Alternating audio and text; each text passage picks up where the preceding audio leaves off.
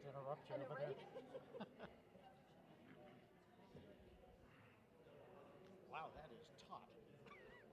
I just put my legs in it. It is. Like they bounced off of it.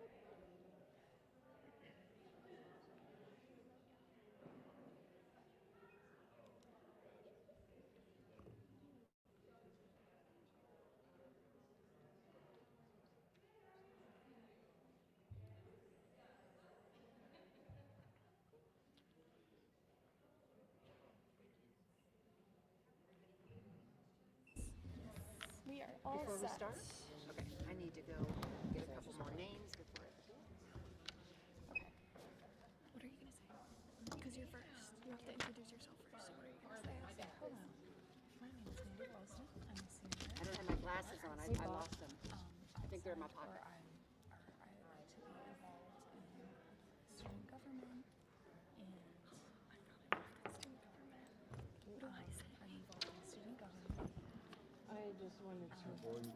Should I say it? Please. National Honor Society. Oh, okay. Varsity soccer and National Honor Society. Didn't she say to talk about what we wanted to do in high school? I feel like she said that. Did she say that? Yeah, she definitely said that. Sure. And then we can just have That's all I needed. Melanie? Just Melanie?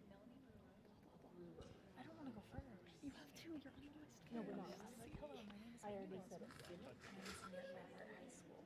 I'm involved in student council, speech and debate, and National Honor Society. After high school, I'm planning to pursue a degree in nonprofit business I'm with you. Oh, that's good. Yeah, we're not. Go ahead. We look so simple. Senior at high school. I'm involved in varsity soccer and National Honor Society. And after high school, I plan on pursuing a degree in biomedical engineering. There's two here. And then I'll be the Besides you. Besides now we begin our candidate introductions. We are pleased to introduce No, two. My bad. Miss Heather Barnett and Mr. Will. Wait, candidates, you will each have is a 2-minute introduction. Yes, candidates will be 2 minutes each to introduce. You will each have a 2-minute introduction. Got it. They'll start with that and move on to And then they talk. Thank you. Your first question. Candidates will have 30 seconds to answer our first question. We will start with Thank you, ma'am. All right. It is 5:59. You guys ready? yes. 6 o'clock straight up. All right. And once I'm done with my mic, you get it. Okay? Testing 1, 2, 3. Yeah, we're good. It is straight up 6 o'clock according to my watch. We're going to go ahead and get started. So good evening and welcome to Academy District 20 School Board Election Candidate Forum, where along with our co-sponsors, we have gathered candidates for District 20 School Board to answer your questions, the voters. My name is Shelley Roars. I am the spokesperson of the League of Women Voters of the Pikes Peak region and your host this evening. So let's get to it. So we're going to, you have 2 student moderators this evening, so I'm going to introduce them first, right? So thank you for that. Mandy Walsman, a senior at Rampart High School, is your first moderator, and Haley Zigner, also a senior from Rampart High School. So welcome, ladies. Thank you for being here. Your candidates running for Academy District 20 School Board. Again, there's our focus this evening.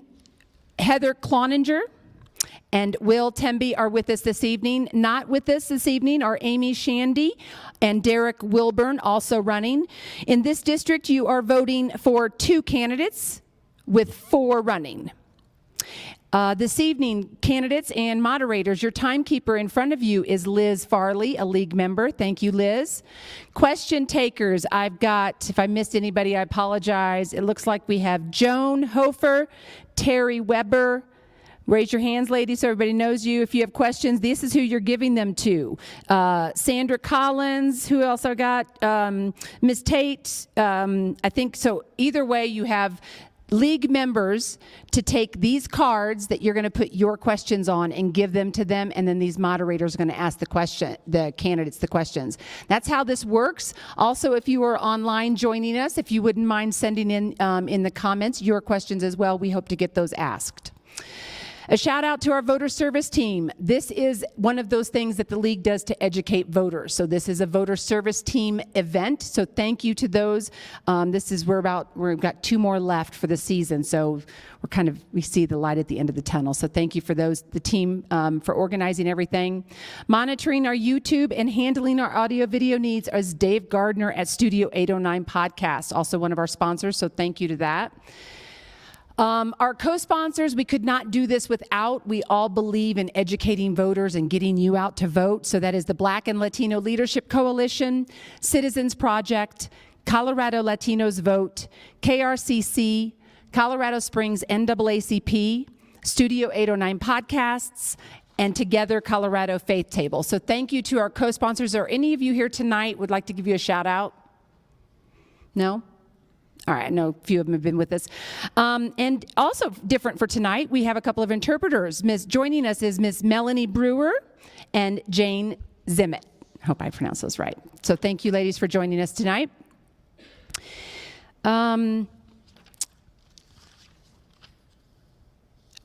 We didn't have any elected officials this evening besides the candidates running, so I asked that question. Are there any other candidates, anybody in the room running for office that is not up here in front of us?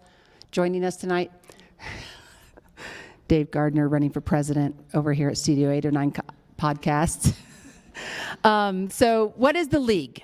So we asked that question before we talk about a couple things. The league is number one, nonpartisan. We do not support or endorse candidates. It's very important that you hear that from me. We are a nonprofit organization dedicated to empowering voters and defending democracy. We are a membership organization. You do have to kind of pay some dues unless you're a student, and then you're free. So if you are civically engaged, want to be more actively engaged in your community like we are, please see Sandra. She is our membership chair and would love to talk to you. I kind of want to give us a plug. We are looking for an advocacy chair. And what that means is a lot of people don't like to attend meetings, but that's a lot of the business stuff that we do, right? Transparency, the Sunshine Act, those types of things the league feels are important in our community. So if those are some things that are interesting to you, please speak to one of our members. I do also want to clear up a thing. I mentioned we don't endorse candidates. But sometimes we do take a stance on certain issues, right? We do a lot of research. One of those issues that we do take a stance on is fully funding public education. Okay, so do know that sometimes some of the things that we do stand for, some people think that they are liberal, but in 1920, it was the liberal thinking that got the women the right to vote. So we'll just go with that. I'm a little sassy with that red hair. I have only had a one-day weekend, so I apologize. I had to go right back to work today. Video of this event, again, is on our LWVPPR YouTube channel, so thank you to Studio 809 Podcasts also for making this into a Making Democracy Work podcast. So there's some links that you can find on our website at lwvppr.org. One of the other things that we do for voter education is vote411.org. The candidates, if you haven't seen a survey, please let us know. We ask you some pretty basic questions, but those answers come directly from the candidates. So if you want more education about your candidates, we're going to tell you to go to vote411.org. That is supposed to go live today. Your ballots should have dropped today. If you haven't gotten this state ballot information booklet, your address is probably incorrect. We want to make sure you fix that, so talk to one of those league members, right? Because if you didn't get this booklet, you probably won't get a ballot. So please, let's talk about that. Again, your ballot should be coming any day in the mail, so we're going to get to your forum format. Candidates, you will have 2 minutes for your introductions. Your moderators will get to tell you who goes first. Answers are 30 seconds to 1 minute, and the moderator will decide based on the question and let that timekeeper know as well. So again, moderators, make sure you answer that up or announce that before you tell the question. Audience members, a couple of things. Again, you are responsible for the questions. Keep them coming. Right? Please do not shout out during the forum. We're going to keep it civil and smooth all the way to the end, and then we'll have applause at the end from you for the candidates. Silence those phones. And the restrooms, I have no idea where they are. So thanks. They're somewhere over there, right behind us. Perfect. So, moderators, I am done. So good luck. Thank you so much. Thank you. My name is Mandy Walsman. I'm a senior at Rampart High School. I'm involved in our student government, speech and debate, NHS, and I'm planning to pursue a degree in nonprofit business management after I graduate.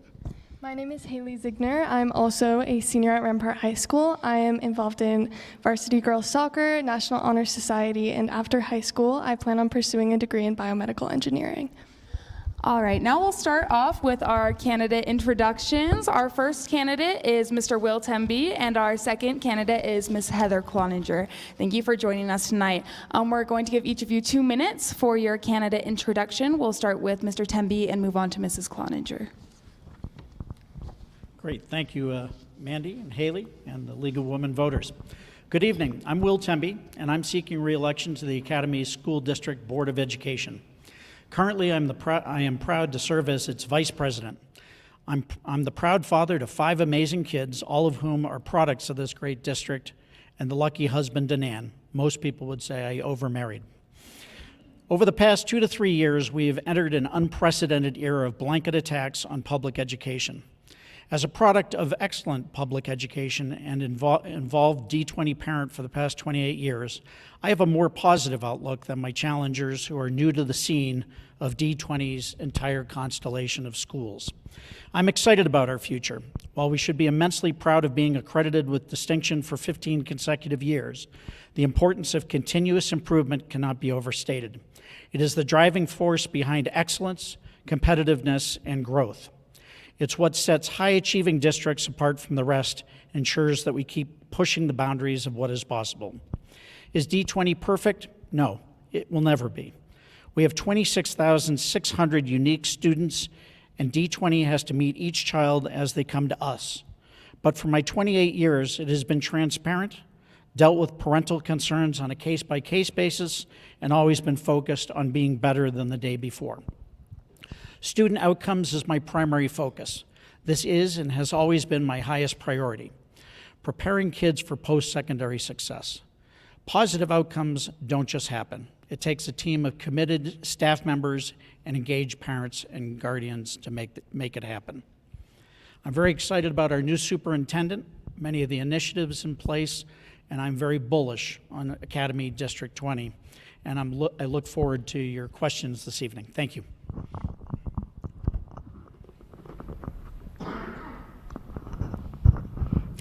Good evening, and thank you also to the League of Women Voters and for you, Mandy and Haley, for coming and doing this. This is excellent for your future. I love it. My name is Heather Cloninger, and I'm thrilled to be here. I've been married to my husband, Bob, a retired Army Lieutenant Colonel, for nearly 21 years. We are the proud parents of 2 sons, Jack and Sam. Neither have stayed going to the 3rd one. They went to 2, they're done. I've served on the board for the last 4 years, most recently as board treasurer. Prior to my time on the board, I served on countless committees and was a driving force behind the 2016 bond campaign. I won Volunteer of the Year 3 times and have spent countless hours in our D20 schools getting to know our students, parents, and staff. I have a strong understanding of the unique challenges we face, and I have seen the incredible dedication and passion of our educators. I've witnessed the academic excellence of our students, and it is my focus to continue to close learning gaps in our schools. When I ran for the board in 2019, my motto was putting D20 kids first. At that time, it felt obvious. 4 years later, a growing divide has shifted everyone's main focus away from caring for all children.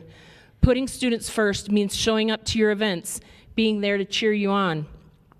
It also means being an advocate for our SPED population and other groups in our schools, supporting our staff as they serve our students, and making decisions that benefit all of our D20 students. I ask you, members of this incredible district, let's continue to put our students first and keep D20 a place where everyone can thrive and succeed. I know how we have maintained our district's academic excellence and how we can continue to educate and inspire our students to thrive. Together, we can ensure D20 remains a place where students come first, always. Tonight, I ask for your vote. Please re-elect me, Heather Cloninger. Thank you, Ms. Cloninger. Now we will move on to our questions. Our first question, you will have 30 seconds to answer, and Ms. Cloninger will go first, and Mr. Tempe will go second. This question asks, what do parental rights mean to you? Well, being a parent myself, I have never been in doubt that my greatest effort and responsibility is my children. My husband and I have 2 children that we recognize that they are our top priority. When he deployed, I was there and stayed with them here, and we've made a lot of sacrifices for them. So parental rights are very important to me. I think it's important that we recognize that we have choice in this district, and that's a big deal.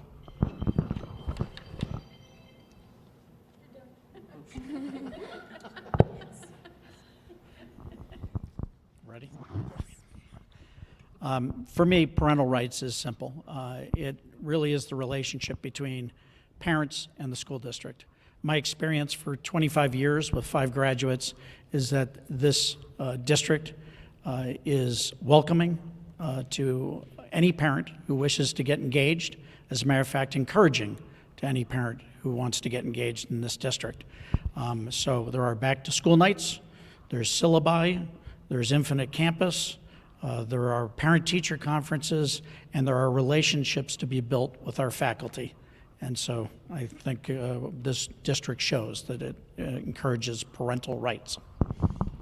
Thank you, candidates. We'll move on to our second question. Each candidate will have 1 minute to answer this question.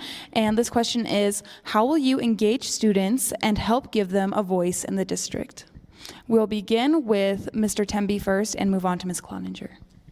Well, I think we are. Our superintendent has a student advisory group, which is a representation of every school in the district and every high school in the district.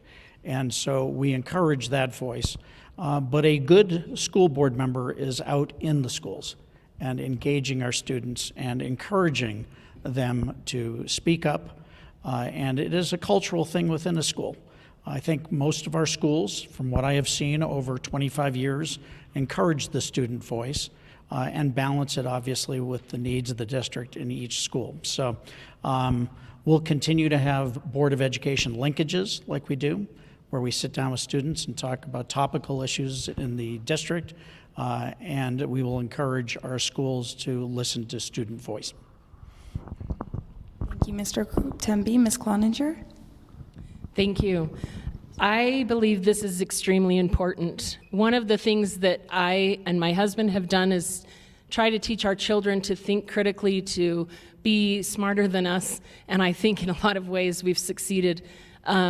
It's important that when we teach our children to learn, we don't stop them at what they learn is only what we can teach them or what goes along with our thinking. It needs to be that they adapt and they take on those things that they've learned to be good critical thinkers. That's how they're going to become leaders in the world, and I applaud that. I applaud things like opportunities like this where you're able to come out and do this. This is what sets you apart and gives you that edge for when you say that you've been moderators at a political candidacy forum. Thank you so much. Our next question will have 1 minute to respond. We will start with Ms. Cloninger, and Mr. Tempe will go second. This question says, universal preschool was a rough start across the state. ASD 20 found itself with wait lists for the 4-year-old program. If elected, what can or will you do to expand the need for the UPK program across this district? Thank you. A minute or 30 seconds? Excuse me, feels a little like the rapid fire. Excuse me. I agree. It was it rolled out with a lot of bumps, and I think that when something's as new as it was, that does happen. Communication, as we've seen here in this district, is vital to rolling out any program, and so in my opinion, I think that we can and should do better for those students. We have so many things that we have seen. I apologize, my words are leaving me, but so many articles and things that we know that when our children are taught young, then they are more successful. And so I think that it is in our best interest to make sure that we work out those kinks and get it going right. Well, there's no question that there are tremendous benefits to early childhood education. So I fully support this initiative, but like any major transformative initiative, there's going to be a learning curve. And so it was a rocky start. The best thing that we can do is continue to make this district a district of choice for our educators, and make sure that they feel valued so that we've got the appropriate staffing to accommodate early childhood education, and then support the governor and the legislature in terms of the funding thereof. But every study shows that if you can get a kid into a pre-K program and give them a running start on their K through 12 education, it's going to benefit them in terms of literacy, their social skills, and many other things. So we need to continue as a board to support this program. Thank you. Thank you. Our next question from the audience, candidates will have 30 seconds to answer. We'll start with Mr. Temby and move on to Ms. Cloninger. This question asks, do you suggest we police students' smartphones for inappropriate content? Can you repeat that question? Yes. Do you suggest we police student smartphones for inappropriate content? Boy, that's a big privacy issue.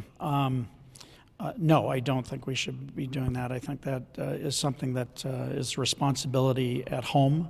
If a child has a nuclear family or a strong parental or guardian presence, I do not think it's under the purview of this district to look at smartphones. I do believe we need to continue to monitor Safe to Tell and social media for potential threats to our communities, but I do not believe that we should be that intrusive. I would totally agree. I believe that there are time and places that we should have our phones out, and I have seen the option for people to put them in a little, spots at the front of the classroom, things like that. Those are all have kind of helped with different behaviors inside the classroom during the school day. But I also believe that, like I said before, we teach our kids to become adults, and obviously they're not at young ages, but when we teach them, they can learn and kind of do it themselves, stop themselves. Thank you so much. Our next question, candidates will have 1 minute to answer. We will start with Ms. Cloninger, and Mr. Tempe will go second. This question says, would candidates give their positions on book/library censoring, please? Well, you're asking the hard questions. Are we at 30 seconds? Is that what we said? 1 minute. Thank you. Sorry, I keep missing what we're doing. Will we give, sorry, say that one more time. Would candidates give their positions on book or library censoring? I have a lot of background with working for a book distributor, and so my answer does come from my experience of working for them. I believe that parents are the ultimate navigator of what their children can and should read, but I believe that our libraries should be open to having a lot of options that bring in diverse ideas and understandings of people and populations so that we can grow and we can have our children. I always say that there's a book in every library for every child. Not every book in every library is for every child. Could I have Could I have 4 hours to answer this question? My view is simple. One thing that we found is that we do get large shipments of books, particularly into our new school. We do need to do a better job of vetting some of those resources. My discriminators are very simple. Books need to be age appropriate, not contain sexual graphic content, not contain profanity with no redeeming educational value. But most importantly, I will never ban a book because it simply offends somebody's political ideology. Never, never. So again, I know that this is on the radar screen of our administration. We know that there are challenges out there, and I don't mean impending book challenges, but this is a challenging issue and an important issue to parents. But I side with Ms. Cloninger in terms of if parents don't want their kids to take out a book, they currently have a process by which they can do that at each of our libraries. So. Thank you. For this next question, candidates will have 1 minute to answer. We'll start with Mr. Temby and move on to Ms. Cloninger. This question says, some schools across the district meet capacity. If a family moves in after the closing choice window, they may not get into their neighborhood school. Do you believe the school choice window should move back or more spots should be held in high school enrollment schools? Yeah, this is a difficult issue because, let's face it, economics are in play here too. We get per pupil funding based off an October 1st count. And when a school does not look like it's going to be at capacity, they have to make a decision as to whether to bring in choice kids, whether they be intra-district or inter-district. We have learned that some of our schools are really becoming high demand schools because of the growth, the residential growth in those areas. So we've been talking about this issue and actually tempering our enthusiasm about choice to make sure that the neighborhood kids are accommodated, and especially our military families who sometimes come in on a billet. They're not sure that they're moving to Colorado Springs. They do, and they want their neighborhood school. So we're acutely aware of this issue, and I'm not sure it's moving the date or just making sure that we've got enough space for those last-minute registrations. Can we just say ditto? I agree. I have our children went to school at Chinook Trail Elementary, and that was one of those destination schools because it has Chinese as one of its languages, which I speak. But also, it was something that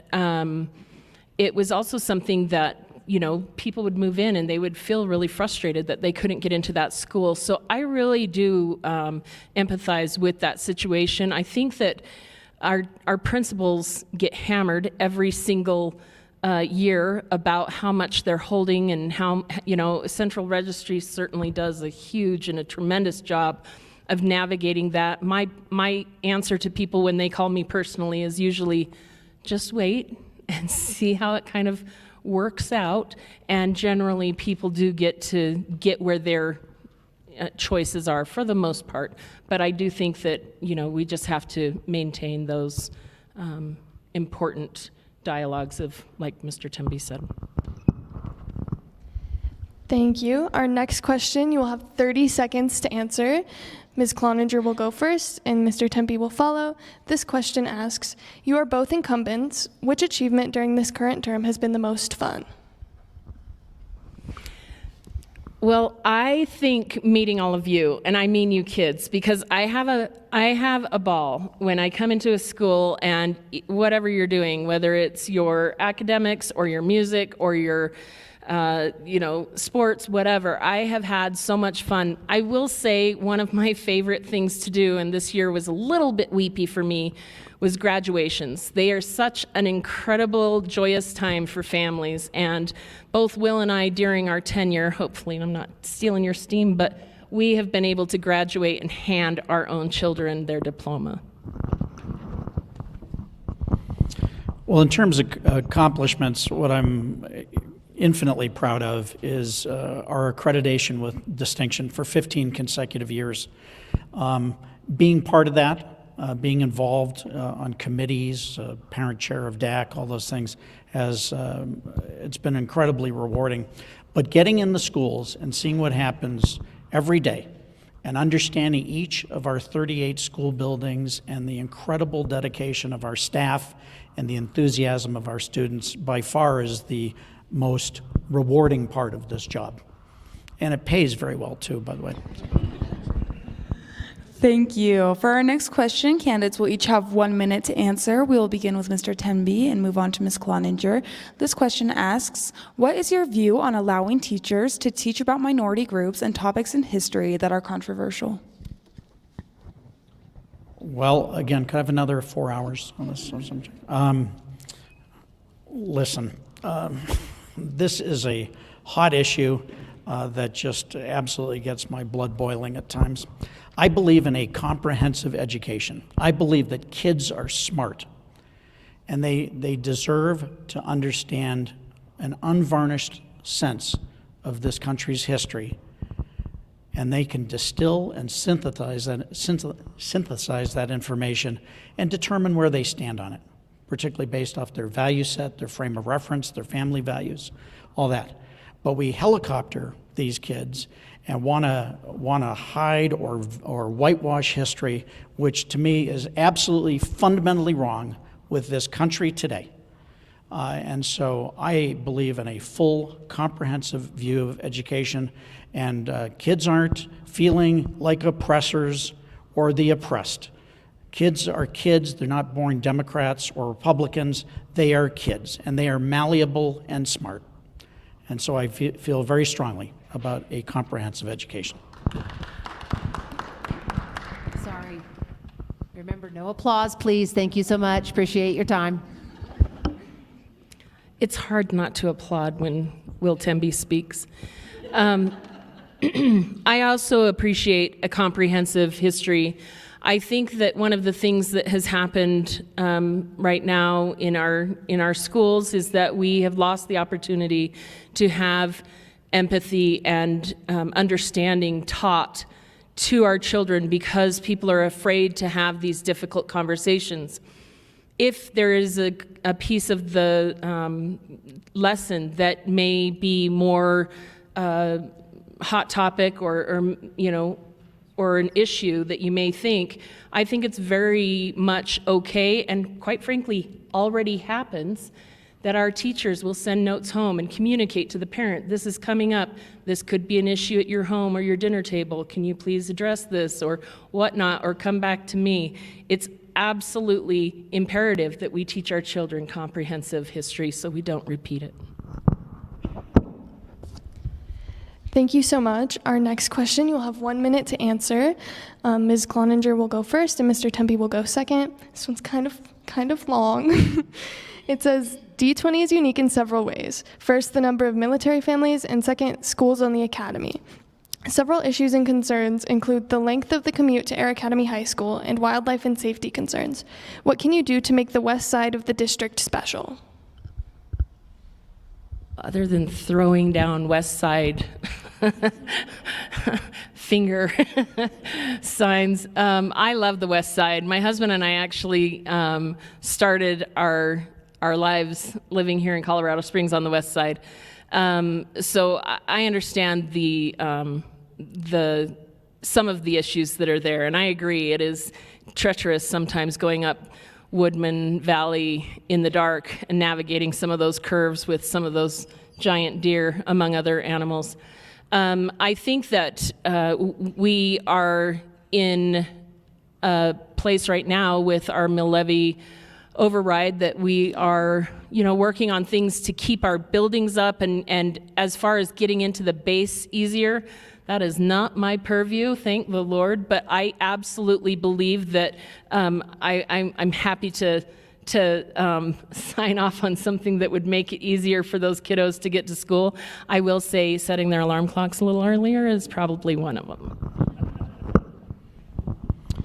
Well, I already think that the West Side is special, particularly when you go in the schools over there. There's just a palpable sense of pride there, particularly if you've ever been to some sort of KDET rally over at Air Academy. It comes with unique challenges. We are separated by a major interstate. There aren't too many school districts particularly in southern Colorado, that have that type of boundary east and west. So I kind of look at spending priorities and logistical priorities, and we've got a significant issue in terms of a lack of bus drivers to get kids around to games, let alone get them transported over to our west side schools or around the west side. Brett Smith is in the room here, our Chief Operating Officer, and Brett used to be 7 feet tall. Now he's only 6'3", because he has to deal with this formidable challenge. So there's no simple answer to that question other than we need to continue to value our west side schools and what they represent to the district. Thank you, candidates. Our next question, you will have 30 seconds to answer. We'll begin with Mr. Temby and move on to Ms. Clodinger. This actually comes from a young student, and they ask, what are your thoughts about me learning about history, including war and things around that part? Well, I think I've addressed the issue. And again, all instruction, which it is right now, it needs to be age appropriate. Certainly you need to kind of temper things that might be directed to a older audience in our secondary schools. But at the elementary level, there needs to be a basic understanding. And again, it's a formative, iterative process. And so I'm absolutely embracing of a comprehensive education starting at kindergarten all the way up. I appreciate that question from a young person who's come tonight. I think that, again, I will reiterate that I don't come to any of this position fear-based or fearful that our children will learn too much. I do become aware that our children aren't being taught empathy and consideration of other worldviews and history. So I do feel like it's important for us to start when we're young, having those age-appropriate conversations, but having those comprehensive conversations so that we can give our children the best leg up to go and be leaders of this world. Thank you so much. Are we good? No, we're good. Our next question, you will have 1 minute to answer. Ms. Cloninger will go first and Mr. Temby will go second. This question asks, do you think teachers should be armed in the classroom? I think that arming teachers is obviously a very personal. There's a lot of different ways to think about this. I have my personal belief about arming teachers and what that would mean because I've been in classrooms, and the idea of a teacher having to carry out a multi-duty of not only being in charge of the children that they're in front of, but also take care of some assailant that may be there is a very complex question. I think that our security team, and I see Rich Payne here, do an excellent job of helping train our SROs and the people that have been trained to do the work that keep us safe. And as our mill levy override passes, we will be able to increase that to all of our elementary schools as well. For me, safety is a non-negotiable issue, but in short, the answer is no. There is absolutely a place for armed teachers, and I would say that in rural areas where law enforcement response times could be extensive, there may be a need to have somebody armed to repel a potential attacker or assailant. In our schools, we've got an excellent relationship with law enforcement, and we have an outstanding staff led by Rich Payne and all of our officers with extensive law enforcement training. I do not want a teacher who is armed in one of our classes to leave their third graders behind to respond to gunfire in a school and leave those kids alone in a locked classroom and have the kids suffer through that level of trauma. So while I support the Second Amendment and understand its history, I do not support armed teachers in our schools. Thank you. For our next question, each candidate will have 1 minute to answer. We will start with Mr. Temby and move on to Ms. Cloninger. This question asks, currently we only have ESL services at some schools. This creates a burden of choice on these families whose numbers are increasing. Do you support providing an ESL teacher to every school? Well, absolutely. I mean, that's kind of a common sense answer here. The one thing that you find out sitting in this seat and being an educator in this district is it's fluid. Every year we've got approximately 26,600 students, but that population changes every single year, as does the population and profile of every single school. It's incumbent upon each of the schools to understand what their enrollment looks like and the mix of their population, and then has to direct resources there. Sometimes we need more math cohorts because you've got more fourth graders than you did last year. You may have more ESL students next year because of population shifts within the district. So it's a fluid situation, but absolutely we need to meet the need when possible and when staffing exists for such a need. Thank you. This question is near and dear to me. As I said before, I do actually speak Chinese because I lived there. I lived in China for a year. So I have been one of those students that didn't speak the language fluently. So I feel like I have a little bit of an understanding of coming into a country and not knowing that language. And so my heart goes out to our ESL teachers, and I see a few of you here in the room tonight, and I think that you do an excellent job of what you can with what you have.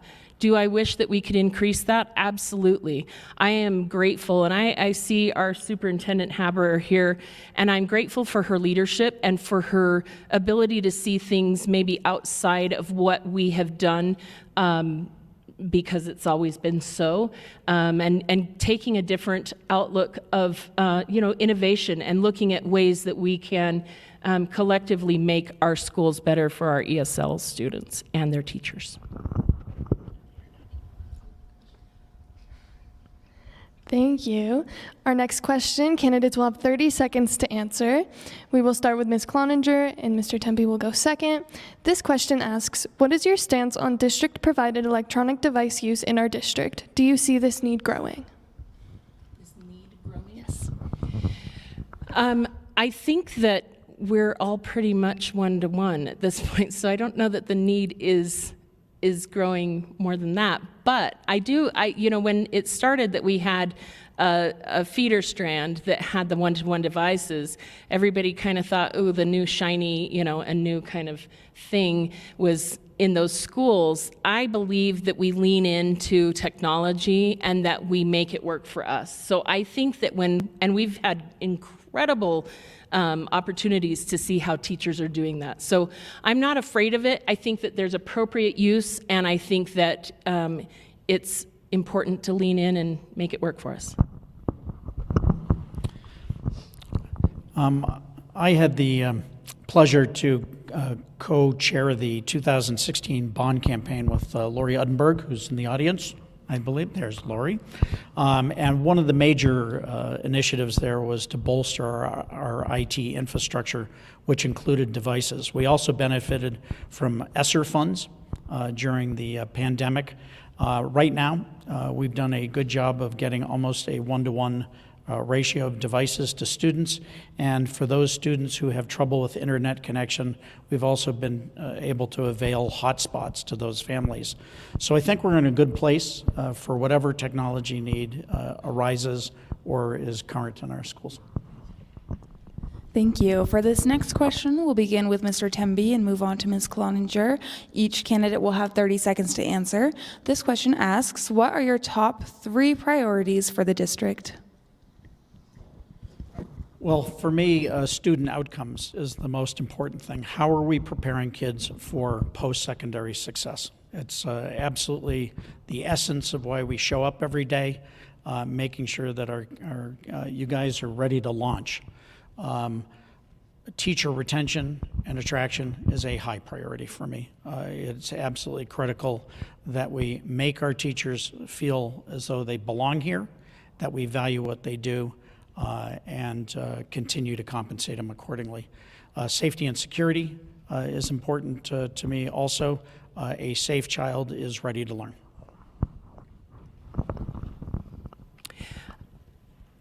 Ditto again. I think that there's a lot of similarities to what we'll probably be saying because we have been here for the last several years and 4 years on the board. So a lot of it sounds similar, but teacher retention is a big piece. We've had so many teachers just be burnt out and tired of the teaching profession, which is sad to me. And I've been so grateful when I've seen the teacher cadet group that has come from DCC and other schools that have children wanting or students wanting to go into that profession. So I'm really grateful for that. Obviously, security is a big one as well, and our student outcomes. Great. Thank you so much. Our next question, you'll have 1 minute to answer. We will start with Ms. Cloninger, and we will move on to Mr. Tempe. As you mentioned, teacher retention is a very pressing topic. How do you plan to attract new teachers and keep them? Well, I would like to pay them. I think that we should take away the NFL. No, I'm just kidding. I'm sorry, Bob.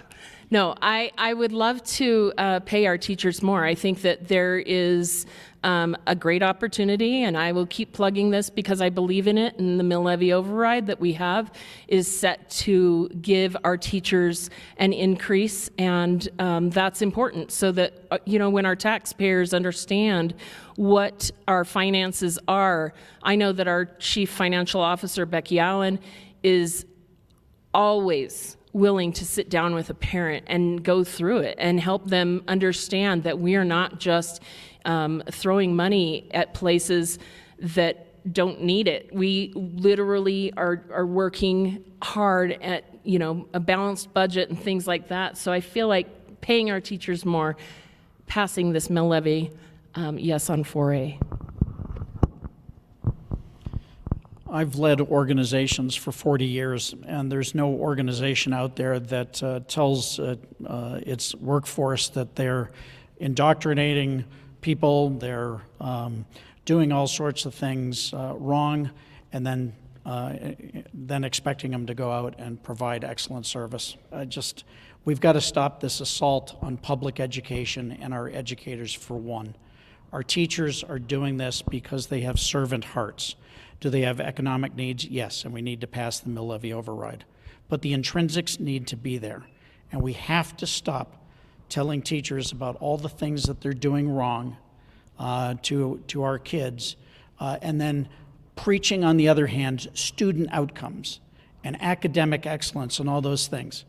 A staff that is fatigued and unmotivated and tired of the assault is going to have a tough time delivering services. So for me, they go hand in hand, intrinsics and the compensation. Thank you, candidates. For this next question, you will each have 1 minute. We'll start with Mr. Tempe and then go on to Ms. Cloninger. This question asks, how do you propose keeping personal politics and personal religious beliefs out of the decisions that are made in the district?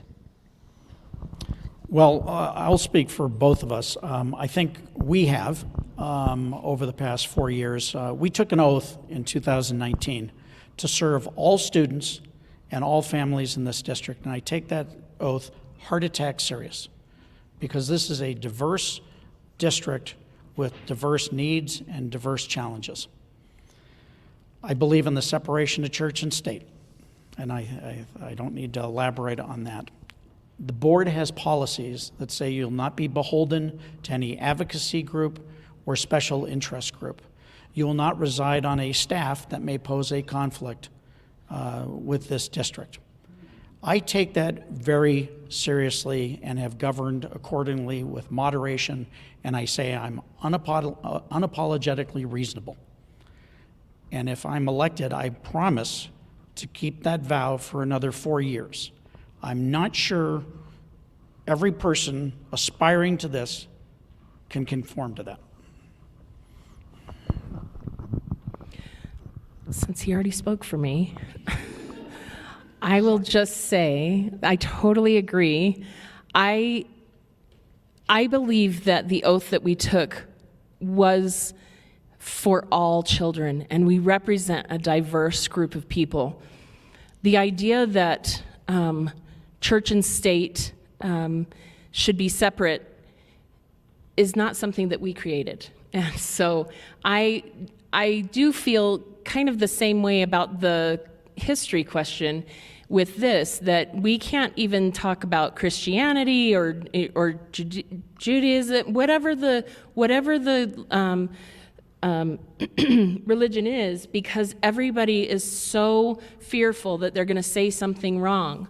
I believe that as we have comprehensive classes, we will gain the empathy and be able to speak as diverse citizens and teach our children the entire curriculum that we would like them to have. So.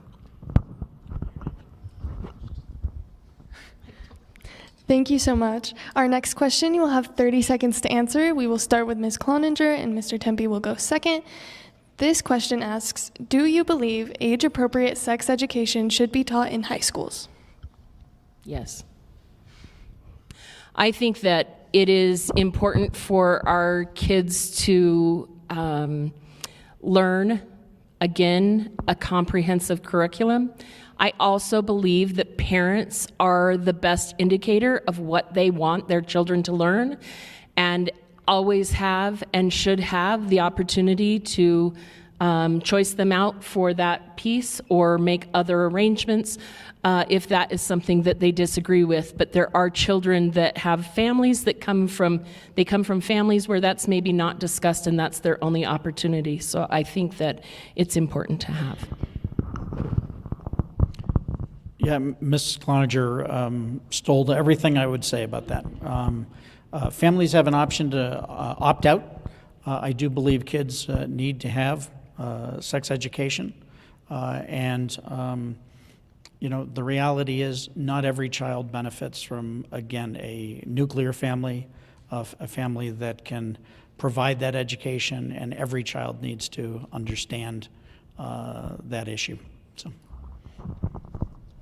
Thank you. For this next question, we'll begin with Mr. Tempe and move on to Ms. Cloninger. Each candidate will have 30 seconds. This question asks, do you see the benefit of the resource center in our district, which provides clothes, food, and counseling services? Oh my gosh, you want to talk about servant hearts, just spend time with our Family Resource Center.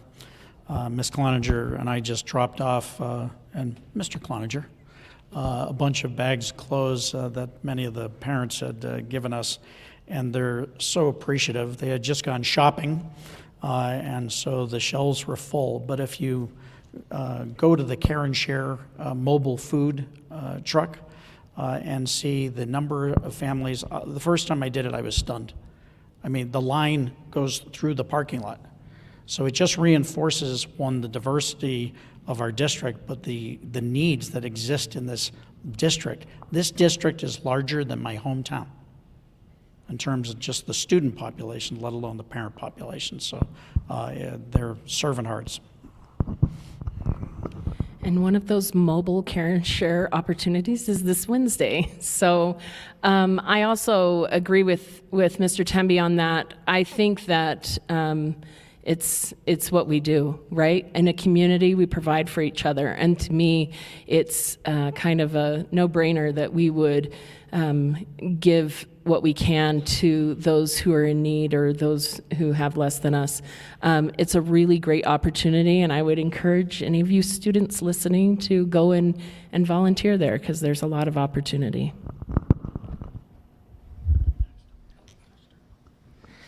Thank you. Our next question, you will have 1 minute to answer. We will start with Ms. Cloninger, and Mr. Tempe will go second.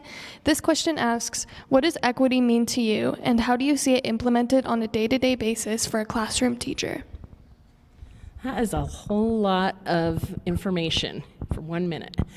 Equity to me means that we are, not everything has to be given the same. It's not about a fairness. It's about making sure that people, well, I guess it is. It's more about how people are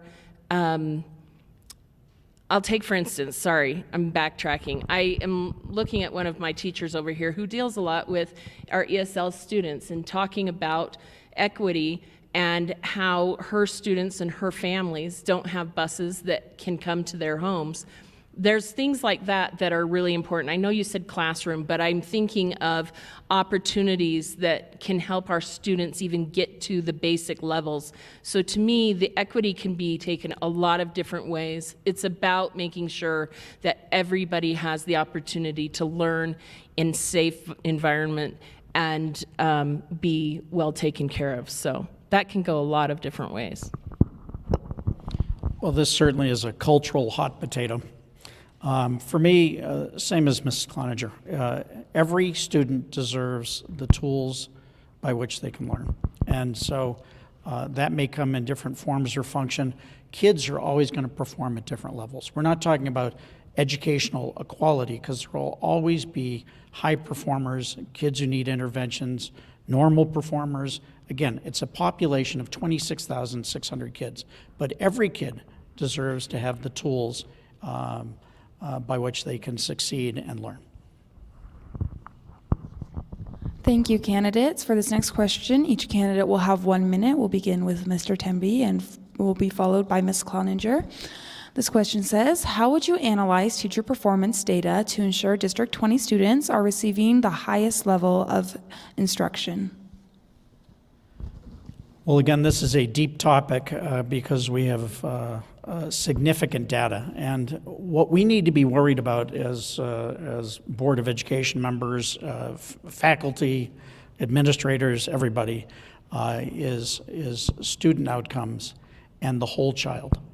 We have assessment data that comes in the form of CMAS achievement and growth data, Acadience data, MAP data, and other tools, all going into Tableau for teachers to look individually at how students are performing. We have instituted professional learning communities over the past couple of years that are virtually in every department and every school, and we've actually made that a scheduled item in this district each month. Some schools exceed that. We have multi-tiered systems of support to really look at kids who might need interventions, and our faculty and our educators are completely focused on each individual child because we owe it to the whole child. I love this question. It's also complicated, and as we're sitting here, literally these offices right above us are our learning services office, and I think of the work that they all do. They bring us that information, like Mr. Temby said, and one of the other pieces that I think of is the District Accountability Committee and our own school accountability committees. Those are great opportunities for us to know what's going on and get a good overview of the things that are happening. So I would encourage parents to get involved in those. We have an incredible history in this district of having way more than we need as far as the legal amounts or you know what we're supposed to have. But it is important that we look at the children as a whole child. The growth numbers are different than the actual testing numbers, and so those matter, and they matter when we look at it together. So the whole child is a big piece of that. Thank you. Our next question, candidates will have 1 minute to answer. Ms. Cloninger will go first, Mr. Temby will go second. This question asks, do you think racial prejudice exists in the district? And if so, how do you plan on combating it? I 100% believe that it exists. I know that it does from friends of mine that have told me of issues that are going on with their own children today. I think that is a sad state of affairs, and the way that I plan to combat it is support our leadership, Superintendent Haber, and I am seeing Dr. Smith here as well with and also with Mr. Payne, with just having anti-bullying things in place, but also having those comprehensive curriculums, I think, go back to having a more empathetic district. We all are heightened and everything stays in that place if we don't have conversation. But if you can't even broach the topic, then how are you going to get there? So I believe that it's important for us to work with our administrators, let people know the safe to tell, things like that are all important pieces. It's clear that it exists. A couple of years ago, we received some feedback from about 200 graduates, minority graduates, who highlighted the fact that they felt as though racism existed in this district. And again, we are a small city, and so it comes in subtle and insidious forms. Fun fact, I have 3 biracial kids. They're very light-skinned, and a lot of people didn't realize they were minorities, and they heard a lot of really disturbing stuff while they were students of this district. So it exists, and so we need to encourage dialogue, make sure that students feel safe and are willing to talk about it, and then we need to take action where it needs to exist. We started a process of looking at DEI within this district, and which got a lot of criticism, but I am fully supportive of us paying deep attention to this issue. Every child needs to feel safe and secure so that they can learn. Thank you, candidates. For this next question, we'll begin with Mr. Temby, and he will be followed by Ms. Cloninger. Each candidate will have 30 seconds to answer the following question. How long have you been volunteering in District 20 schools, and on which committees have you served? You guys must be exhausted. So, I've been volunteering for close to 15 years. I've served on the Mountain Ridge Middle School and Rampart High School School Accountability Committees. I served on the Growth and Capital Needs Committee, which was a precursor to the bond campaign in 2016. I served on and chaired the parent chair of the District Accountability Committee, co-chaired the bond campaign in 2016, and that kind of led as a formative process to me running for the Board of Education in 2019.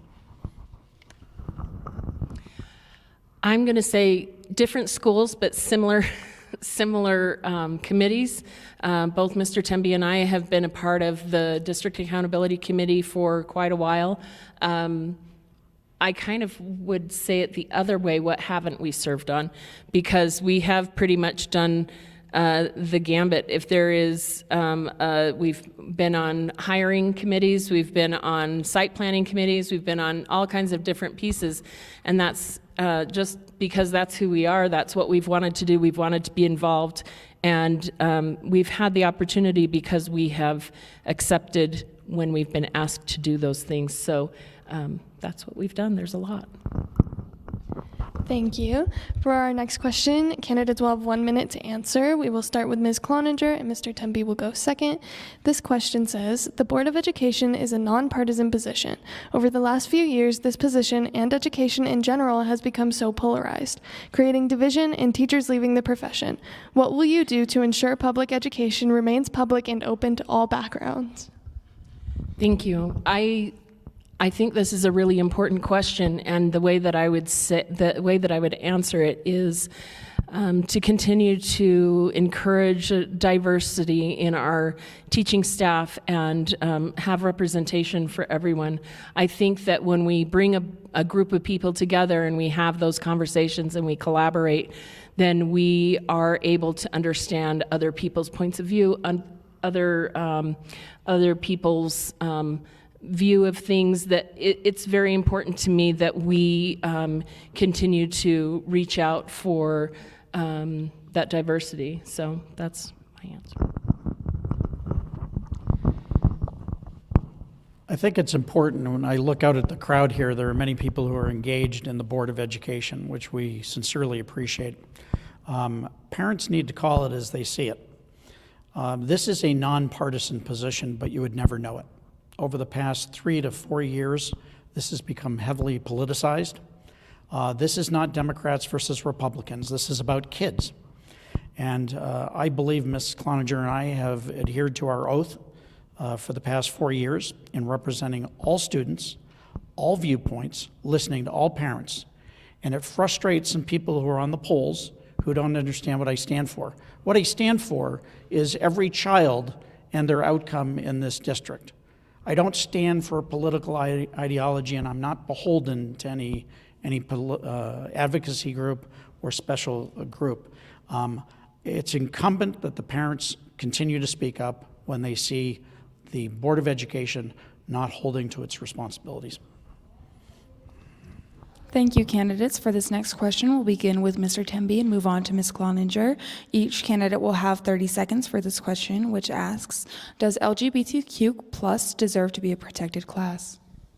Well, it is a protected class, and we will follow the law when it comes to any accommodation of any group in this district.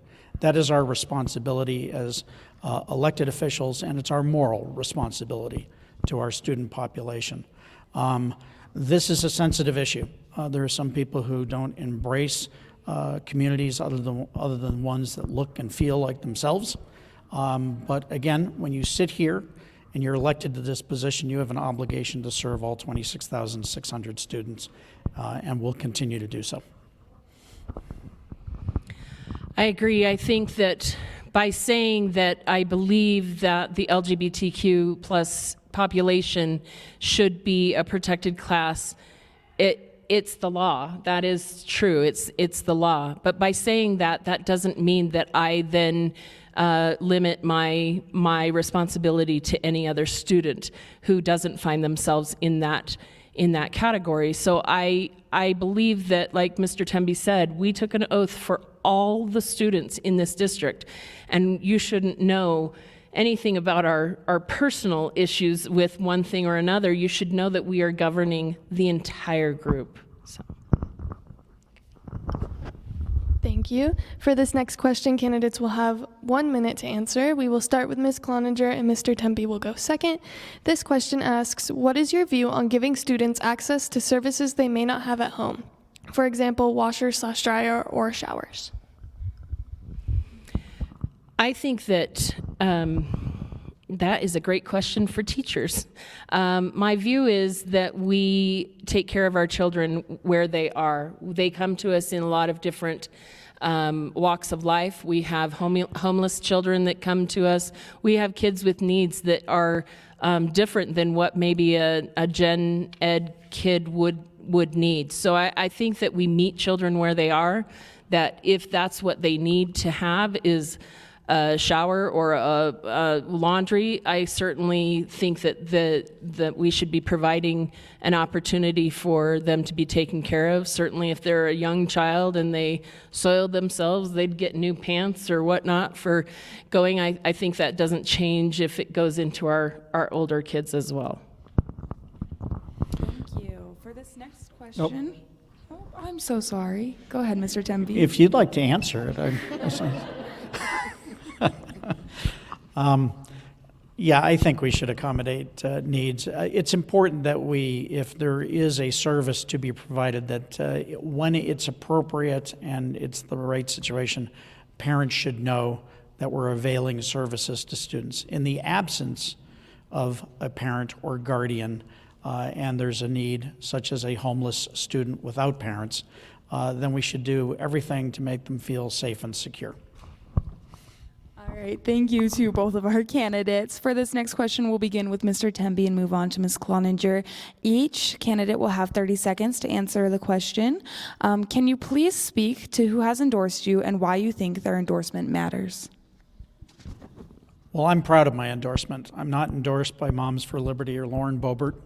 I'm endorsed by educators, by former board leaders, by people in the community who know my work and have a heart for this community, and community leaders who have children in this district. I'm proud of my parental educator and administrator endorsements, because I don't care what somebody in Washington has to say about District 20. I believe in local control, and the people who are endorsing me absolutely are fans and supporters of this district. This is my last forum ever. I don't have a greater need to be in politics or any kind of furthering this piece. I'm very happy to have served on this board. I look forward to 4 more years, but I don't have anybody on my endorsements that haven't either been through this school specifically or have worked for this district. They all have been integral parts of this district and its parents, educators, and students.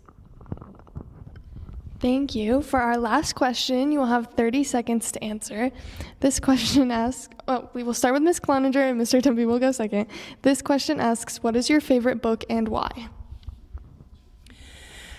Well, I have a lot, but the one that came to mind first was Think Again by Adam Grant. I think that one of the things that I really like about that book is it is a book that talks about viewing, getting other people's perspectives, understanding other people, and the way that we can see other people's points of view. And I feel like that's something that as a board member, as a leader, that's something that we're always striving to do, is to hear people and to be better listeners than speakers. Hopefully you're getting that from me, because I feel like very inadequate in this, but I think that it's important and it's a great book.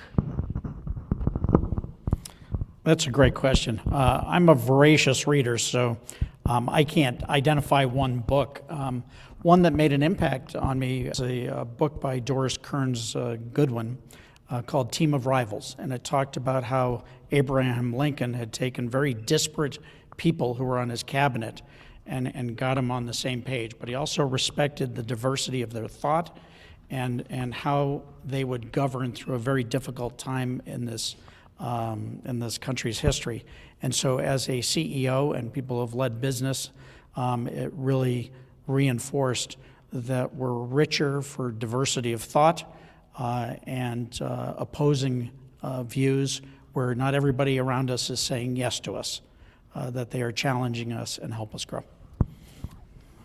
Thank you, candidates, for all of your answers. We will now, each candidate will have 1 minute for their closing statement. We will begin with Ms. Heather Cloninger and finish with Mr. Will Tempe. Thank you. Let me start by thanking you all for doing this. You did a fantastic job, and you can put it on your resume. I am so grateful for the opportunity to come and speak to you again tonight, and to let you know my heart and my reasons for being a part of this Board of Education. I am grateful for this most phenomenal students that we have, and for your teachers that I love that you came with your teacher from last year even. That shows what the relationship that you have, and I'm so grateful for that. I'm grateful for the opportunity that I've had to serve with Mr. Tembe. He has been nothing but professional and just one of the best people to work alongside. I'm grateful for his advocacy for all of you every single day, and I'm grateful for the opportunity I've had to be a part of this district. I have absolutely enjoyed my time here, and I look forward to handing all of you students in the next 4 years your diplomas. So thank you so much, and I am grateful for all of this. Right back at you. I'm on now. Thanks to our students, Mandy and Haley, and the League of Women Voters for their excellent work tonight. How about a hand for our students here?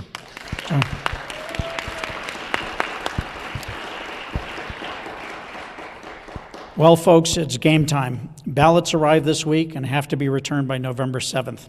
As the League of Women Voters has been saying for 103 years, every vote counts. The choice is clear: proven results versus political rhetoric, diversity of thought versus groupthink, experience and support of a staff that has led us to accredited with distinction for 15 consecutive years versus a narrative that the same staff is indoctrinating our kids and doesn't value parental rights. I don't have a view that our district is perfect. Every year it has to take 26,000 plus students where they're at. That comes with 26,000 600 individual challenges. However, I do believe in D20 to meet those challenges and am committed to pushing the boundaries of greatness. It's time for the voters to decide who will they entrust this incredible district to for the next 4 years. I hope that my knowledge of and care for this district has earned your vote. Thank you very much. Thank you, candidates. Can we get a round of applause for our candidates, please?